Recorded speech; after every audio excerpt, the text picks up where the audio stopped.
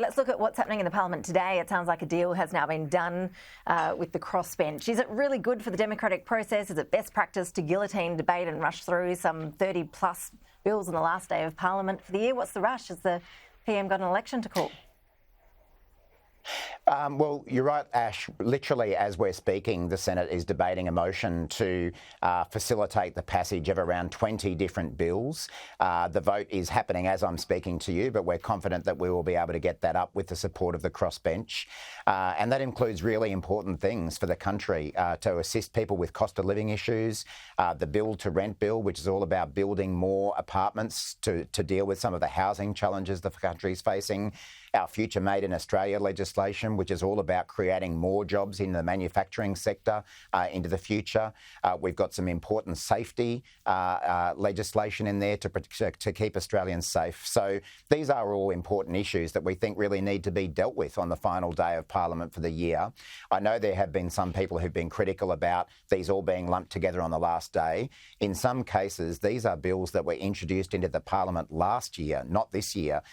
Almost all of them have been to Senate inquiries and have been thoroughly considered. Unfortunately, because the government doesn't have the numbers in the Senate, we have had large blockages to getting our legislative agenda through this year. So it's no real surprise that that's all piling up at the end of the year.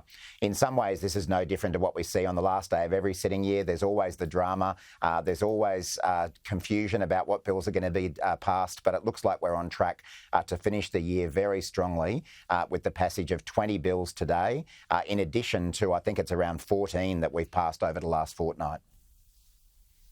Minister, can you clarify for us, is the social media ban to be included as part of that guillotine? I'm hearing that and the migration bills aren't listed as a result of the government's deal with the crossbench. Those two bills are not included in the motion that's currently being debated in the Senate. Of course, it's well known that the Greens party doesn't support either of those pieces of legislation, but it remains open for the opposition to come to an agreement with us today to secure the passage of the social media age limit legislation and also the migration amendments that we want to pass.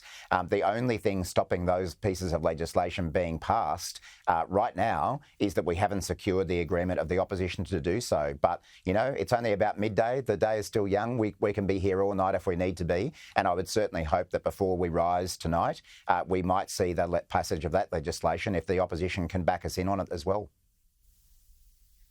Mary Watt, as the Minister in charge of the country's workplaces, I'm keen for your view on what's been happening in your own workplace, Parliament House. If Senator Lydia Thorpe displayed the sort of behaviour that she has in the Senate in recent days in any other workplace, if a workplace had to install extra security guards to protect staff from one of its own employees, would you suspect the employer would no longer have a job? What's your view on what's been going on there? Look, I think that what we've seen from Senator Thorpe is escalating levels of behaviour that is unacceptable for an elected representative of the Australian people. Unfortunately, Senator Thorpe is always very interested in trying to seek attention for her behaviour.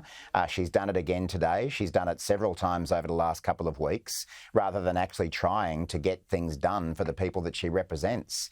So, frankly, I'm not really interested in sort of attention-seeking stunts from senators, whoever they might be. What we're here to do is to actually get things done for the Australian people. And as I say, hopefully by the end of the day, we will have got a lot done for the Australian people on things like cost of living, housing, some of those safety issues that are really important to people. That's the government's focus, rather than entertaining this kind of attention-seeking behaviour from an independent senator. Minister Mary Watt, really appreciate you making the time for us on a hectic day there in Canberra. We'll let you get back to it. Hopefully you're not there into the late hours or early hours of tomorrow morning. Really appreciate You never your time. know, Ash. Thanks so much. It's the last day. Anything could happen. Thanks a lot.